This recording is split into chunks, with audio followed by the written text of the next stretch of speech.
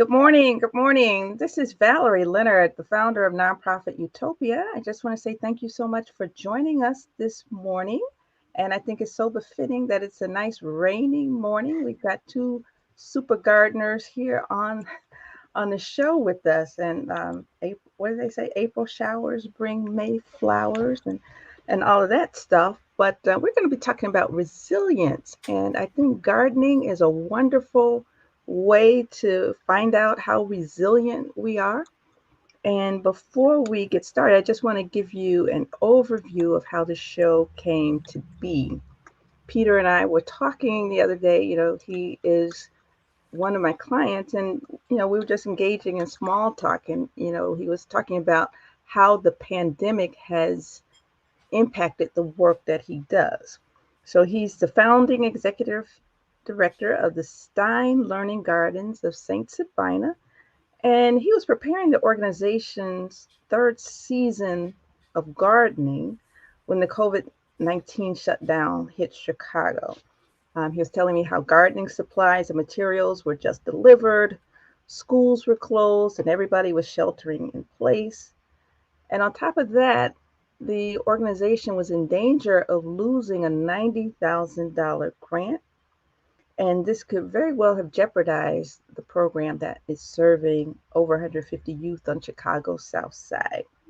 So we want you to hear about how Peter, with the help of Orrin Williams, the executive director of the Center for Urban Transformation, successfully pivoted the organization to the next level of growth.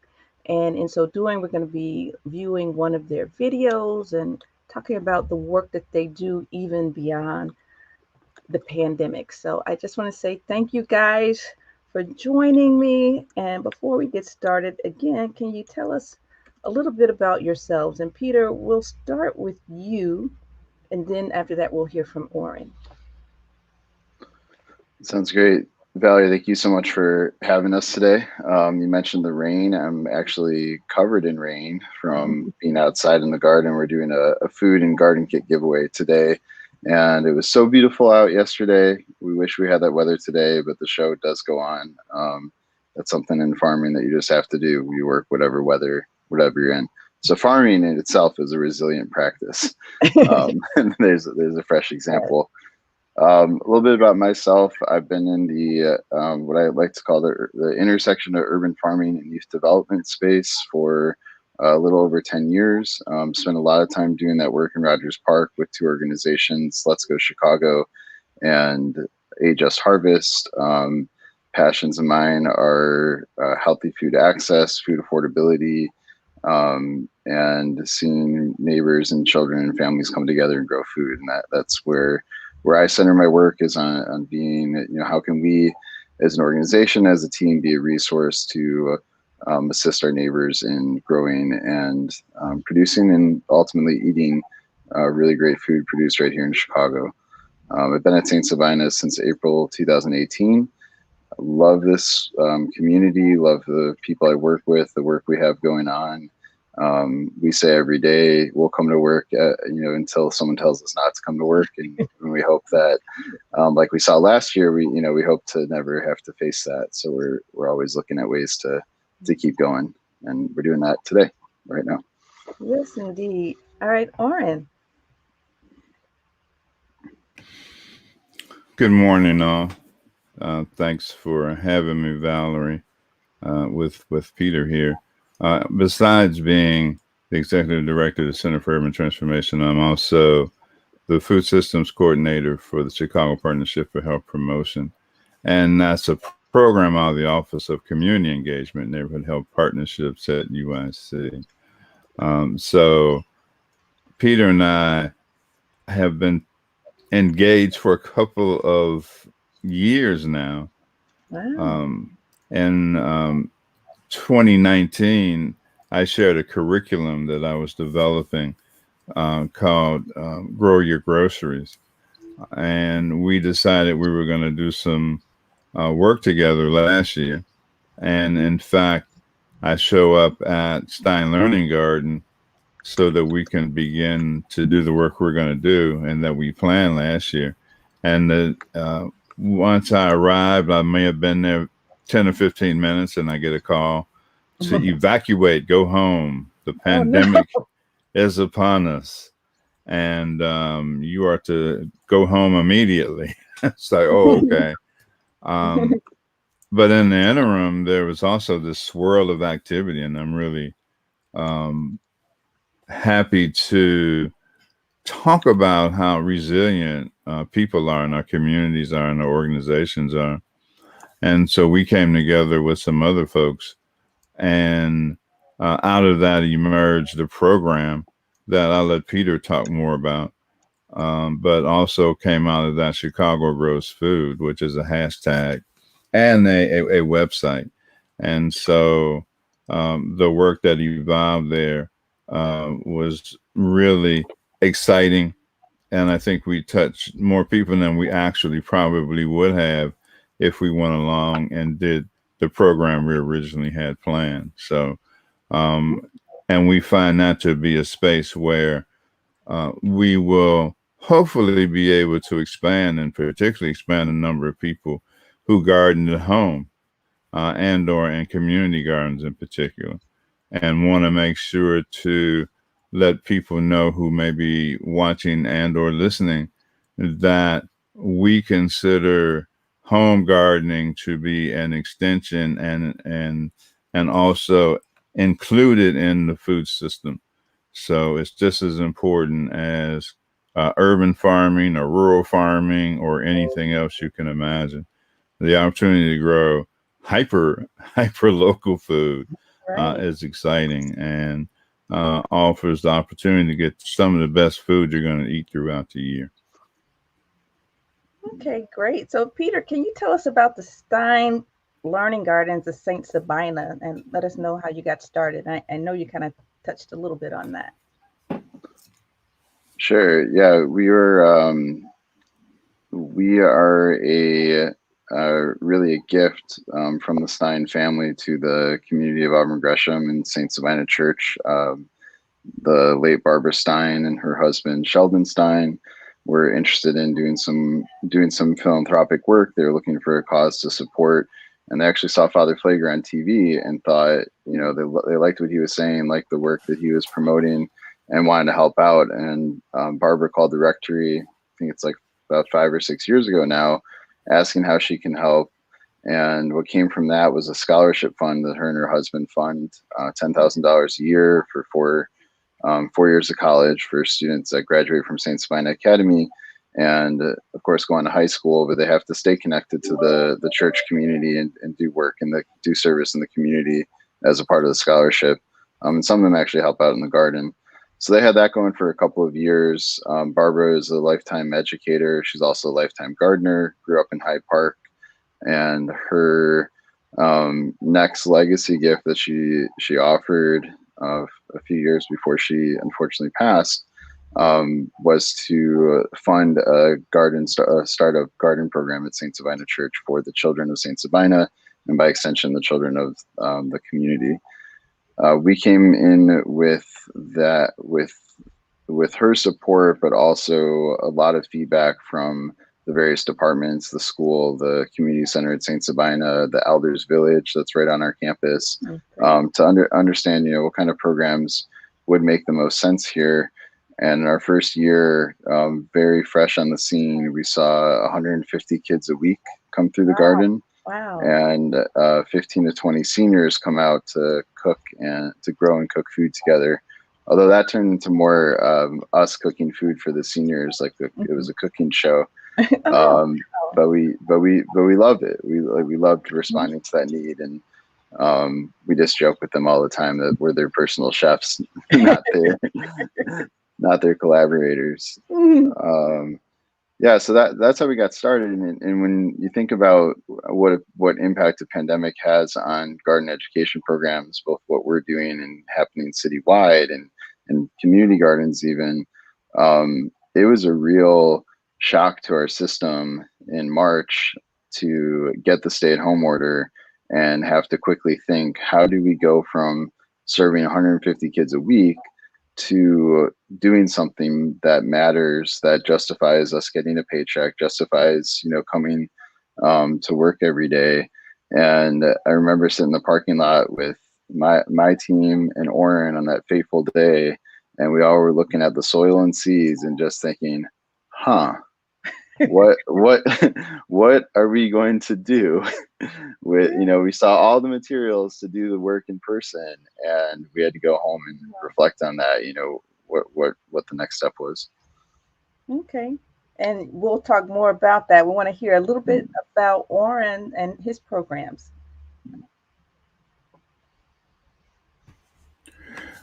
Well, we have a program at UIC that is an extension of the work we've done with Peter and other organizations. And this year, we are what I call reimagining victory gardens, if you will. So we are working with community groups in North Lawndale, and Inglewood and Auburn Gresham. So Awesome. what we are doing is we're working either in community garden spaces or in backyard spaces. And our focus is using fabric grow bags that we use to mitigate a lot of the problems you have in urban communities with poor soil quality and soil contamination issues. So that's the program we shared with Peter, and that's what he did with that is establish the program that gave out the grow bag kits. And we like to say that we can show you the curriculum, we can teach you the curriculum, and then you adapt it to your personal and or organizational needs.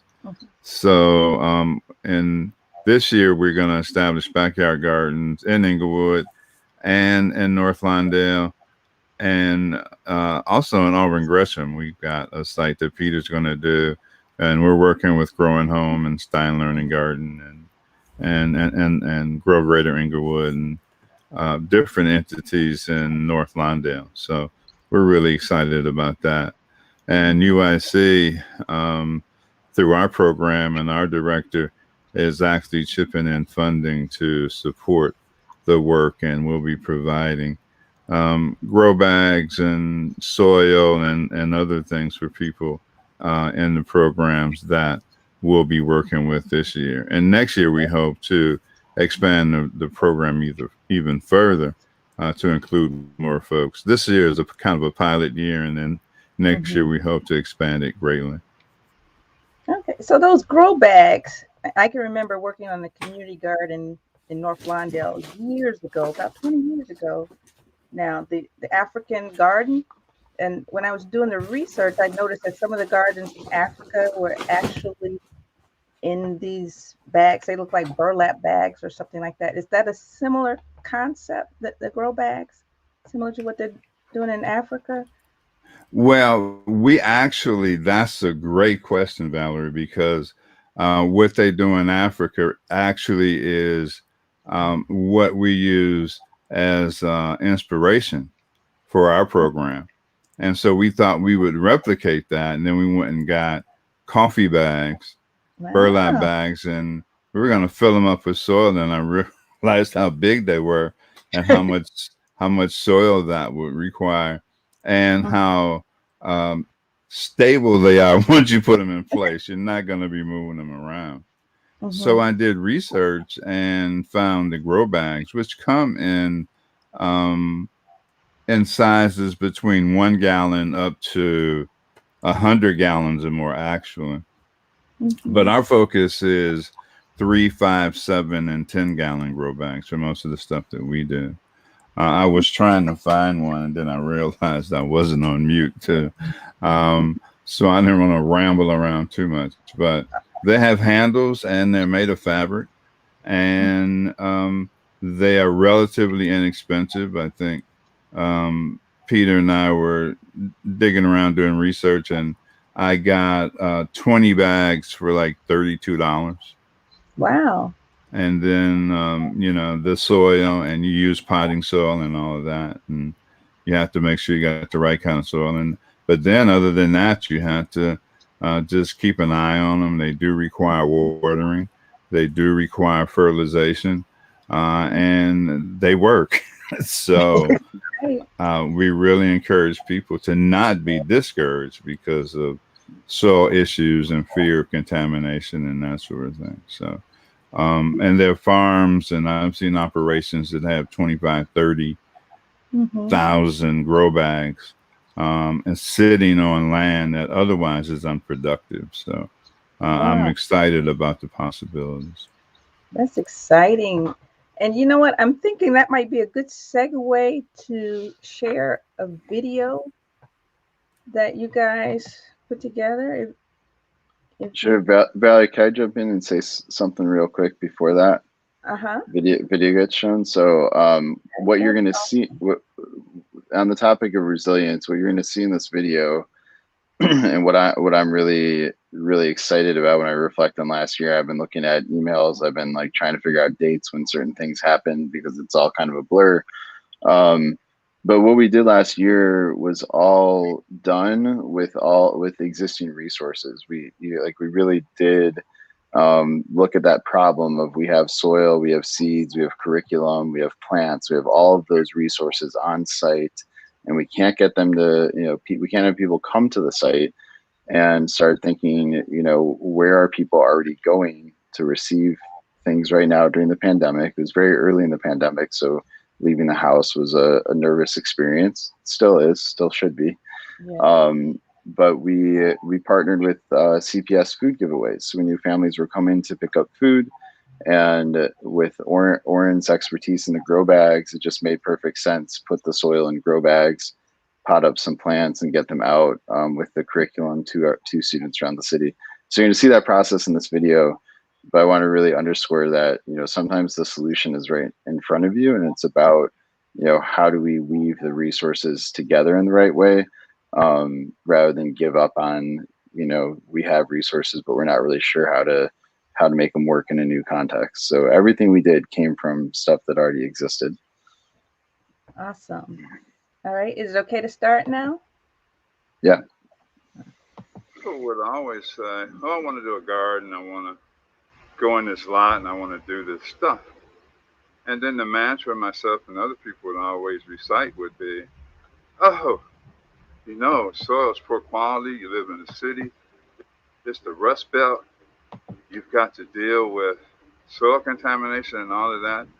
And then people would go like, "I'm done," right? Then, like just from doing research, I found the grow bag, the fabric bag you see here.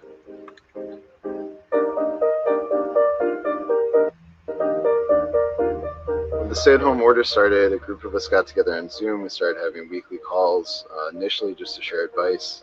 But as urban farmers are prone to action, that quickly turned into a plan to get to work. At St. Sabina, we had materials stockpiled, potting soil, seeds, stuff to get plants started with. And with this group, we realized we had a wealth of people that were really ready to make digital content and start supporting students remotely. We thought, what if instead of waiting for the kids to get back to the garden, we used what we had to bring them a piece of it? And that's what Mm-hmm. started Burger Groceries and the Chicago Grows Food Project.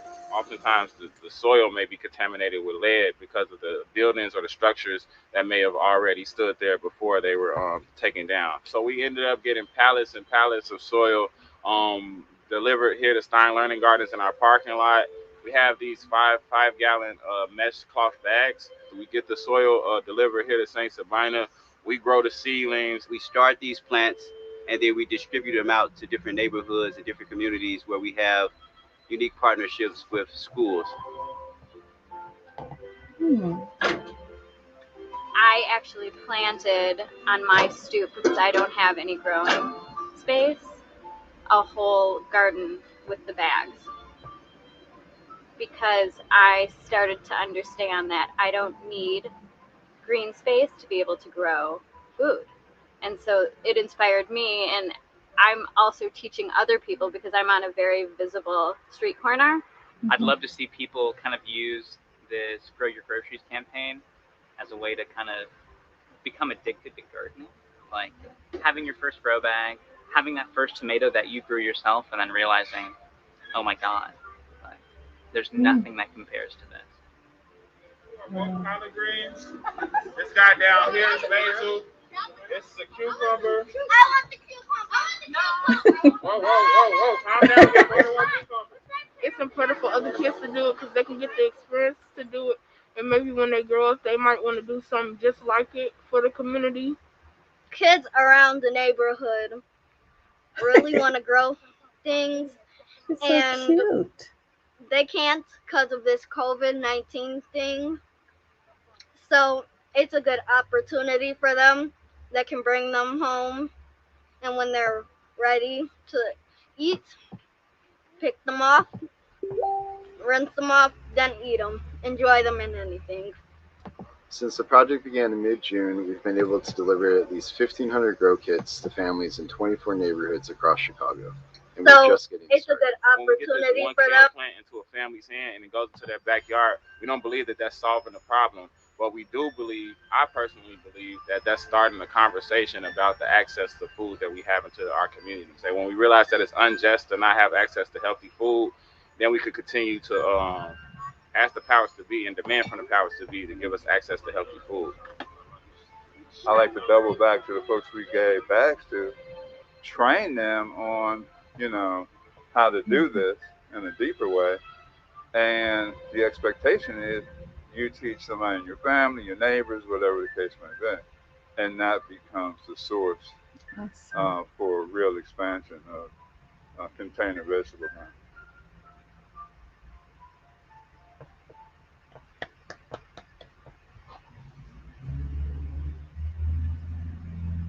That is awesome.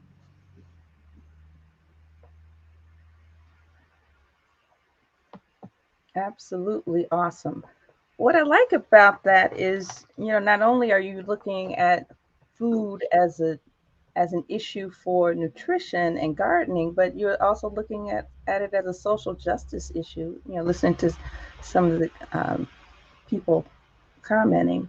Have you had a chance to actually get engaged in some of the policy work around agriculture and urban gardening? I'm I sure the answer probably, for Orrin is extensive. You want to take it for yeah, that first, Orrin? yeah. I probably do a lot more of that work than Peter does. So, um, we're engaged with several groups, and in fact, we were on a call just before this one with UIC and partners like Urban Growers Collective with Erica Allen and other folks. So, and we've been doing policy stuff for a while, and we were part of the team that put together the Chicago Food Policy Action Committee Food Justice Summit this year. So that's just an example of some of the stuff that we do.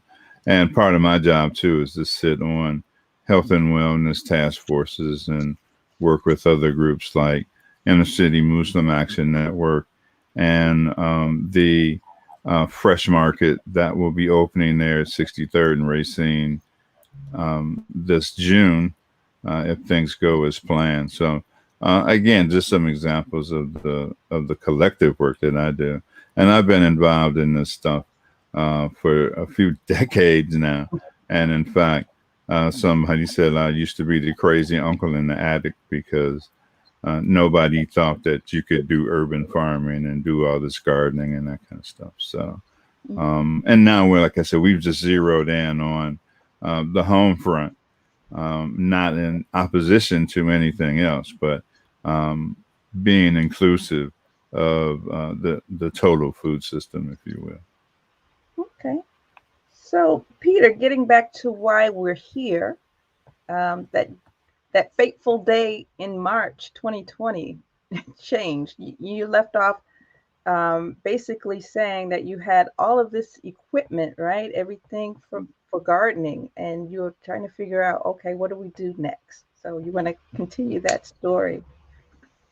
Yeah, so precursor to that moment, Orrin touched on this earlier. We had been working throughout the winter, first going through the training for trainers with Orrin's Grow Your Groceries curriculum, and then planning workshops on site that were going to be make and take workshops. So people would would come learn some of the Grow Your Groceries curriculum about safe gardening, different practices, what you can plant, when to plant it, and they would make some kind of planter. We have a wood shop as a part of our site, and take that with them with healthy soil in it, with some healthy plants from our greenhouse, and that was our 2020. Those were our big plans, to do these public workshops.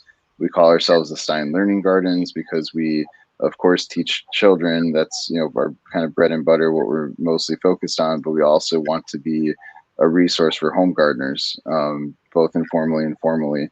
We have a lot of people come by and ask us for tips or for tools or plants or soil, and the Grow Your Groceries workshops were going to be our big foray into really announcing to the community that we are here for this. This is what we want to be. And the pandemic certainly made that difficult. So I call it it was such a wild day for me personally. My daughter was born April 8th, my first daughter. I was on paternity leave, and her birthday is, I keep saying April 8th. She was born on February 8th. Okay. So not today. So she's 14 months today. And I was splitting up my paternity leave. So I was gone for 5 weeks. I came back with the intention of getting my team prepared for the summer. And then I would go back. I had 12 weeks available to me, and I'd go back and finish out my leave. I never went back. I came back for 5 weeks, left for 5 weeks, came back. The end of that first week is when this day happened. So I'm fresh back in the saddle, like, hey, it's spring, let's get going.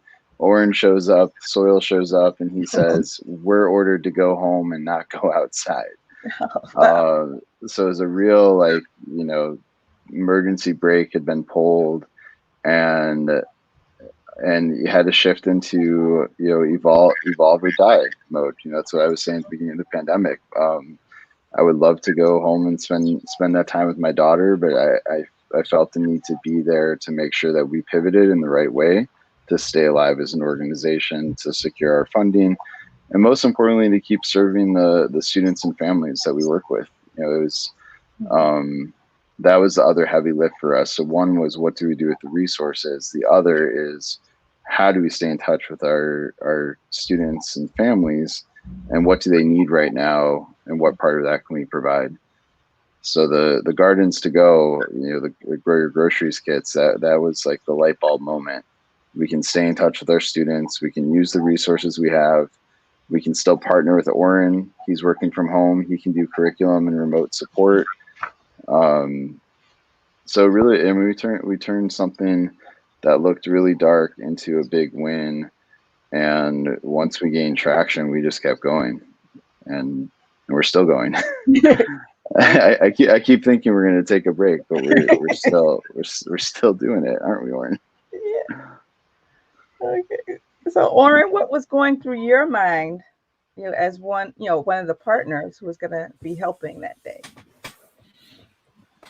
I was just in wait and see mode, and like I said, the energy from last February and March, when all this stuff unfolded, was remarkable in terms of the innovation and creativity that different people in different spaces, not only this particular space, had, and it makes me positive and optimistic about the human future, if you will. So I had no real expectations, but just wanted to roll my sleeve up and see how I could contribute to whatever unfolded.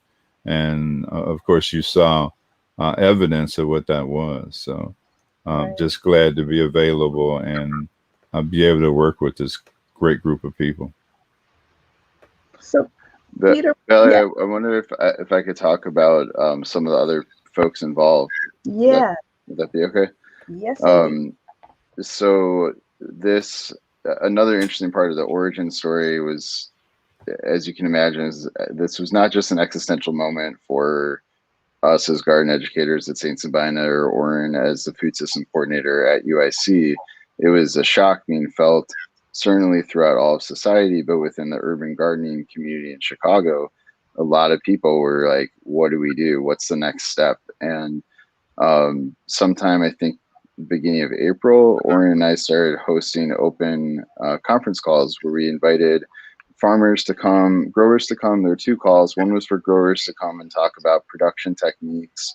Are you setting irrigation timers to limit the amount of people on site? Do you have access to your site? That conversation was happening. And then we had another weekly call that was all garden educator focused. And that started as water cooler talk of, swapping ideas, saying, I'm using this website or this tool to reach my students. It was kind of informal. But pretty quickly it snowballed into, hey, wait a second, we all have different strengths and weaknesses in our positions and like our current circumstances with our organizations. Let's work together to get these grow kits out and support students around the city. Our organization only works, for the most part, we had only worked on St. Sabina's campus and a little bit in the greater Auburn Gresham area. So we didn't have relationships citywide in terms of supporting CPS schools and other gardens. And that group, which included a number of organizations, Open Lands, Healthy Schools Campaign, Big Green, AM Root Builders, Orrin's organization, the Center for Urban Transformation. Orrin, help me out. I don't want to miss anybody here. Adjust Harvest up in Rogers Park. I know I'm missing some. I'll try to fill them in, but we came together and said, okay, yeah, let's do this. We have different things to bring to the table, and we formed the name Chicago Grows Food as a collaborative heading, and started to do the distribution work and education work under that shared heading. That's awesome. Awesome. Orrin, anything you want to add? Yeah, kind of funny story too, though, in just a few seconds. But Peter started looking at names and decided Chicago Grows, but then when he looked, it was taken by the cannabis growers. So. It's Chicago Grows Food. Yeah, that was an Instagram thing because we wanted to get the kits out, but we also wanted people to use the hashtag Chicago Grows Food on their social media posts to kind of flood social media with images of people growing food at home. We're all separated. We can't go to the community gardens together, so we wanted to create an online gathering place. And Orrin's 100% right. I typed in hashtag Chicago Grows to see if anything was there, and it was all close-up pictures of cannabis flowers, filling the whole screen. And many of us are educators, elementary to high school educators. So that was that's why we went with Grows Food, to be clear. Let's be clear. You didn't need any angry parents, right? Exactly. Oh my goodness, I needed that laugh. Forgive me for not being the most professional. I like a good laugh every now and then. Thank you. That was good. That means you're human, Valerie. Yes. As we see, we got a comment here. Floyd Turner is watching and listening. He says, I love this. Floyd happens to be my brother-in-law. He works nights, so he had a chance to check us out live, and he is into gardening. He learned gardening from his mom, who is from Mississippi, and every year he has some wonderful fruits and vegetables that he likes to include in family dinners. So thanks, Floyd, for watching. If there are others who are watching, you have comments, you want to share about some of your experiences gardening, your experiences with resilience over the past year, we'd love to hear your stories and comment and bring you into the conversation. And I'm just wondering, Peter, with the past year, I'm sure you've had to pivot a lot. You're doing things that you probably didn't expect that you would be doing a year ago. So how have you pivoted in the past year because of the pandemic? In a lot of ways. So, first of all, like I mentioned, we mostly served St. Sabina's campus. So getting out to think it was about 36 different community areas with the grow kits, and becoming a manufacturing hub and a delivery service. That was a huge pivot for us. We had to borrow a van from a car dealership. We had to, deal with shipping logistics and figure out how to plan what to get from where, and move through challenges where the thing that we needed wasn't available. At one point, Orrin, you probably remember this, we were looking at, could we sew grow bags, because grow bags became unavailable temporarily. Wow. And Orrin actually found a pattern for how to do it. Now, the story doesn't end the way you hoped it would. We didn't end up having to do that, but we were at that point where we thought maybe we'll be just far enough along the edge that we're going to sew grow bags to make this happen. So we didn't do that. Learned a lot about shipping logistics. We pivoted to, so we asked ourselves 3 questions at Stein Learning Gardens, and the pandemic hit. We said, who do we serve? What do they need right now? And how can we get it to them?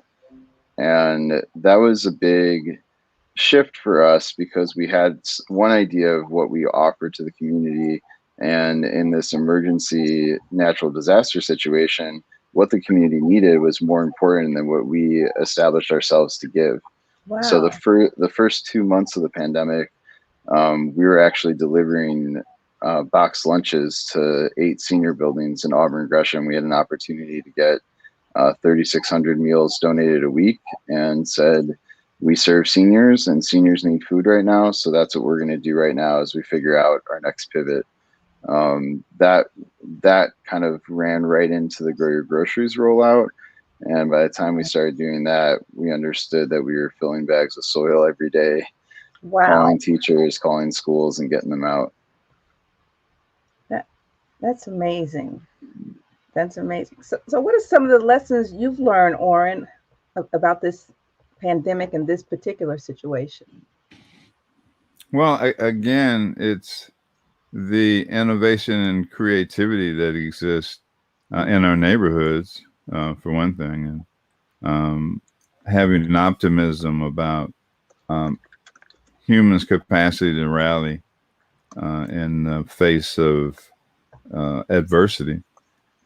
So for me, those are the general outline lessons. And even at Chicago Partnership for Health Promotion, we have different teams and interventions. And I love the fact that one of the teams that I didn't have a lot of interaction with Pete Stack and his schools team, they stepped up as well and helped find schools that were interested in the project and in the program and that sort of thing. So we got to work with folks that we hadn't had the opportunity to work with before. And again, just excited about what the possibilities are moving forward in the communities that we're targeting this year, but beyond and future years. Okay, great. And Peter, we talked about financial resilience. What are some of the lessons you learned about financial resilience during this time? Well, one thing I learned is if you're going to nearly double the amount of funding coming through your doors to fund a special project, that you should ask for money to pay for the administrative costs of doing that. We served as a fiscal sponsor for this project. Initially, we wrote some small grants and then won some bigger awards, and things were happening so fast moving that the collective decided we weren't really ready to create our own independent entity or form a fiscal sponsor relationship with another entity that could do the back office stuff. So one of my financial lessons learned was, people kept saying like, wow, it's so great we're going through the Stein Learning Gardens, because very little money is getting cut off the top to cover administrative and overhead. And we realized, 6 months in, that the reason that was happening was because we were just sacrificing the overhead and the administrative. Lovingly, though, like I don't have regrets about that. But if you ask about lessons learned, that's something that was learned. think it was probably 90% of the resources that came in went directly to buying materials for grow bags. Our model became raise money, buy materials, put out grow kits, rinse, wash, repeat, do it. We got out 3,800 kits, and there's over 300,000 students in CPS. So, Wow. our mission is not over. And that's kind of the ongoing financial goal, is to continue to find both in-kind and financial resources to make it happen for more students. Yeah, this to me sounds like. Valerie, I'm Yes, sorry. sir. I didn't mean to cut you off. If I can add, on the home front in terms of financing, what I grow here, I have enough to share at home, but sort of between mid-June and mid-October, I only spend $15 to $20 a week on average on produce. Wow. And that's only because I don't grow grapes and I don't grow watermelon and cantaloupe and peaches and that sort of thing. So that's typically what I spend money on. I have plenty of vegetables, if you will, just from the work that we do in our small spaces here at home, which is the other outcome we were looking for in terms of creating the Grow Your Groceries program, is to help people save their food dollars, if you will. So just wanted to mention that real quick. That's great. And you touched on a couple things. The fact that you're helping people to grow in small spaces. Usually when you hear pushback, one of the first things people say is, I don't have enough space in my yard. So you've addressed that issue. And as I listen to you and Peter talk, this to me sounds like the making of a social enterprise beyond the nonprofit service. Any thoughts about that, or is that something you're still thinking Well, when about? Peter mentioned the grow bags and so on, and we actually had conversations about why aren't we making these in Chicago? So where are the folks with the sewing machines? And I have a sewing machine. and I used to sew a lot.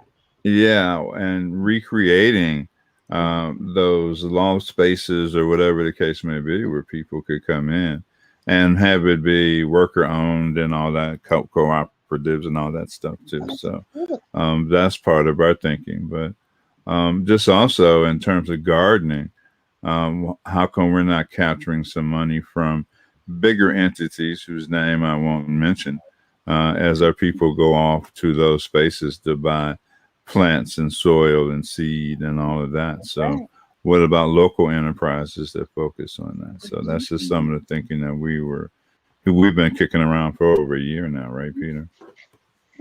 Yeah, I'd add to that we have very strong interest in some kind of like buy one give one model. We piloted that in the mid to late summer, early fall last year, and the main reason that didn't take off is because we were focused on emergency relief. Like this isn't a kit that grows enough food to feed your family to the point that your food security is taken care of, but it is relief in terms of social emotional learning for kids, family bonding activities, something to fill time with at home.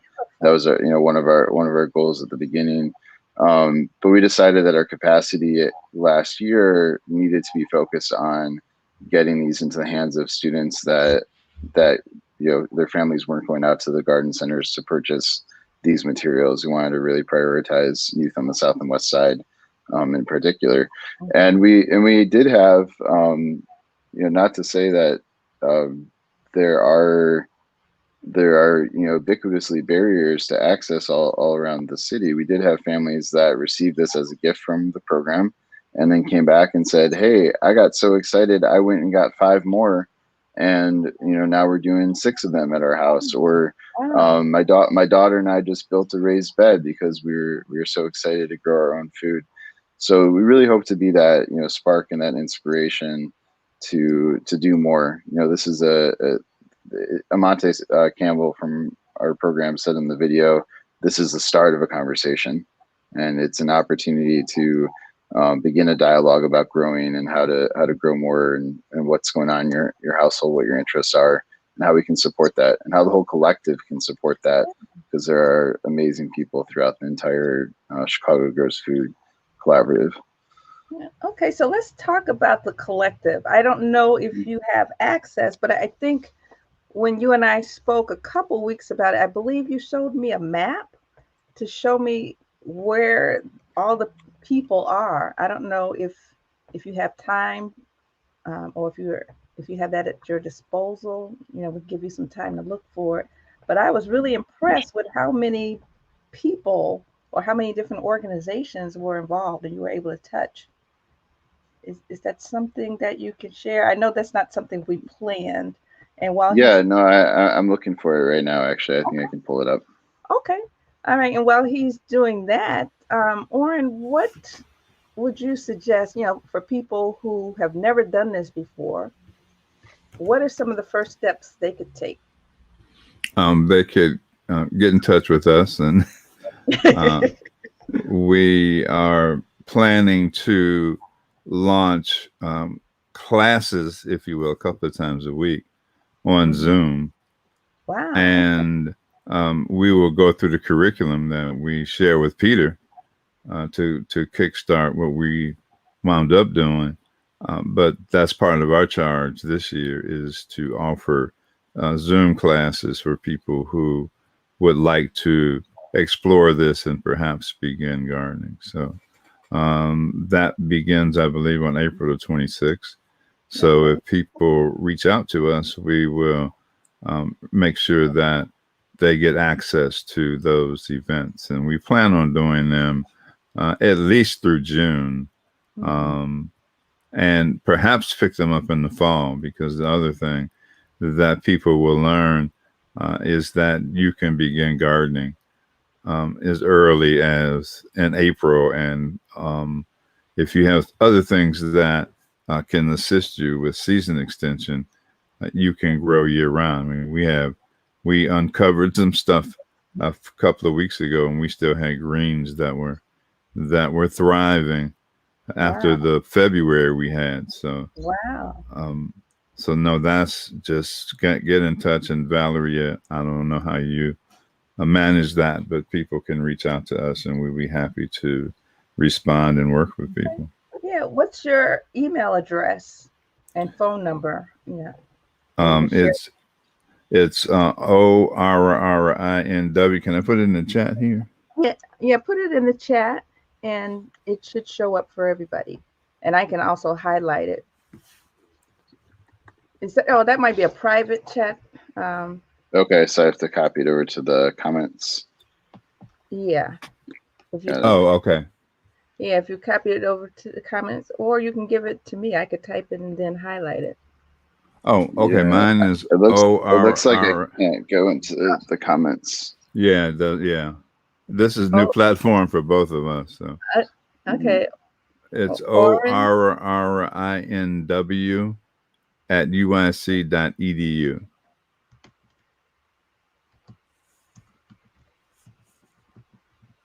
Okay, so I posted that in the comments, and I can also create a banner so people can see it. That's it. You got it. All right, great. Peter, are you ready? I'm ready. Let's see if I can share my screen. Mm-hmm.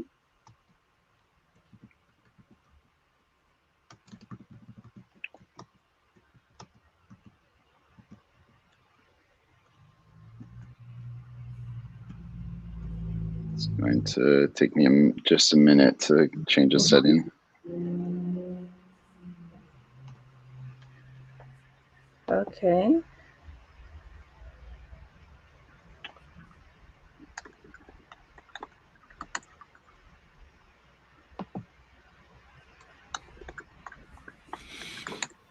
Orrin, is that correct? I want to make sure I didn't have any typos there. That's correct. Okay.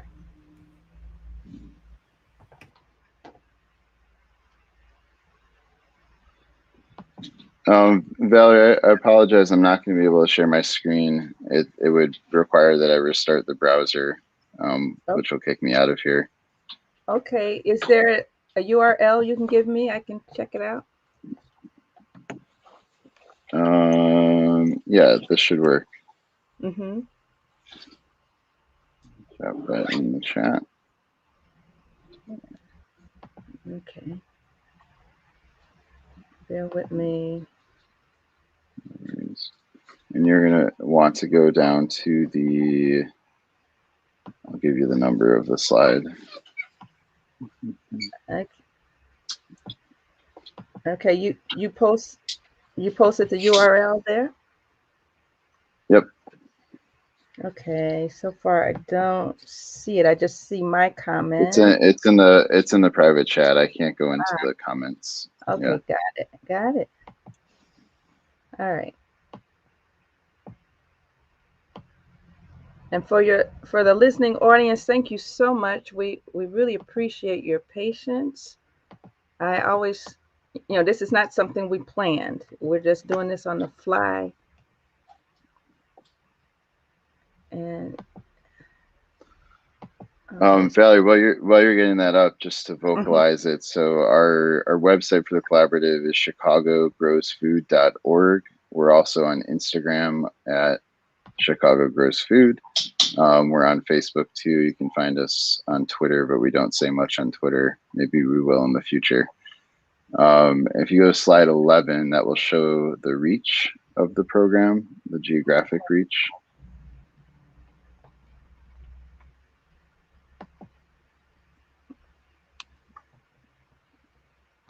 Okay, let me put this in present mode. Wow, that's huge. So 37 community areas. We haven't set a goal for this year. We'd love to get, closer to 77, but 37 we feel is a good start. That's huge. 37, and we have 77 community areas. So this is the map you shared with me. Are you able to see the map? Yeah, I can see it.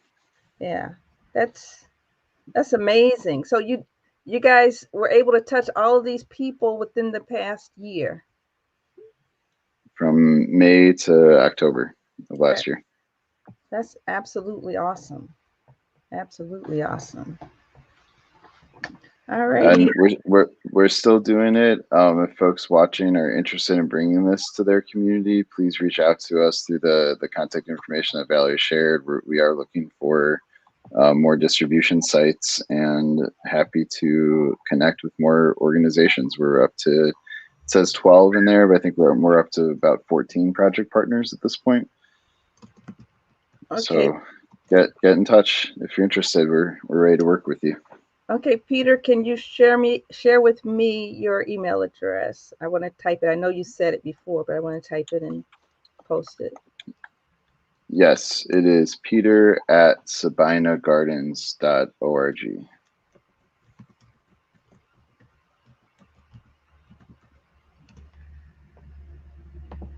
All righty. So if you want to contact Peter, oops. That's one, one T. Oh, you would never know my mom was a typing teacher. It's okay. Oh, let me correct that.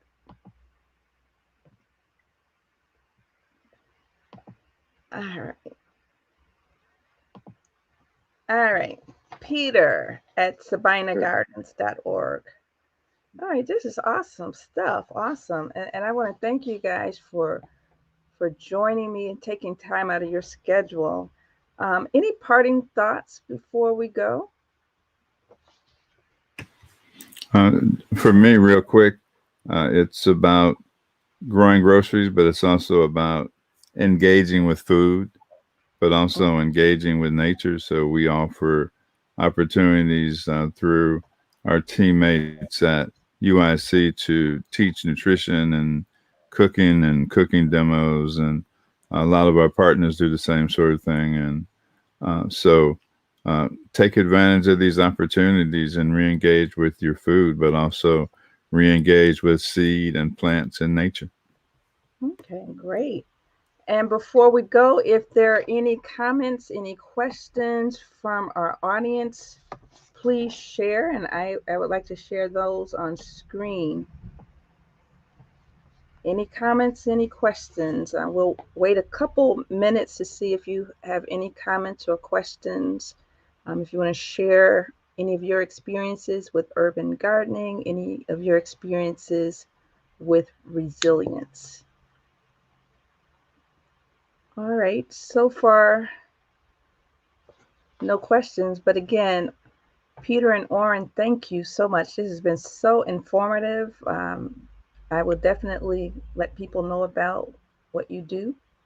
And I hope that you guys can come back and give us an update. I think it'll be really interesting. Be happy to, Valerie. Thank you for having us. All right. We absolutely would. Thank you so much, Valerie. Just remember, everyone, if you're growing food, put hashtag Chicago Grows Food on Instagram, and we'll put it on our website and add you to the community. I always have to remind people that. We love to see your photos. And remember, you don't need a lot of space either. Got back porches, you got different things you can do. You saw the lady in the video who did it on her stoop. So reach out to us and we'll share ideas with you. We love to work with folks. So thank you. Thanks again, Valerie. Okay. Are you guys open to doing a workshop on video? Yes. Live. Yeah, absolutely. Okay, absolutely. We probably should do that soon because, this is growing season, right? We're getting ready to kick it off. Yeah. All right. Thank you guys, and you take We'll look forward to coming back. Thanks so much. No, absolutely, Valerie. Let us know, and we'll put something together for you. Absolutely. All righty. Well, let's plan on doing that. I don't know if you could do it within a couple of weeks because I know the start of the growing season is getting away from us. If we could yes and no. Okay. Like you. So yeah, we're ready to go here. So. Oh, okay. Yeah. Okay. Yeah, it's time. All right. And Peter and I are going to be talking soon anyway. So yeah, let's do it. It's got to be before May 15th. So I'm thinking within the next couple weeks we should. Yeah, and we'll talk about cool weather crops and warm weather crops and all that kind of stuff too. So. Oh, this is great. All right, thank you. And it doesn't necessarily have to be in the morning, does it? Can it also be after work, or you prefer the mornings? It doesn't matter. I don't know what a work day is like anymore. It seems like we're working around the clock now. Yeah, that's part of the pivot too. Yeah. Oh my goodness. You don't have to. You don't have to tell me. Okay. Speaking of which, I have to jump outside. We're loading grocery bags. At 3:00, you can come to our site for groceries. It's another plug. Okay, and 3:00. We're at 7840 South Racine. All righty. Well, thank you guys, and we'll be in touch. Sounds good. Thanks, Valerie. All right. Okay. Bye-bye.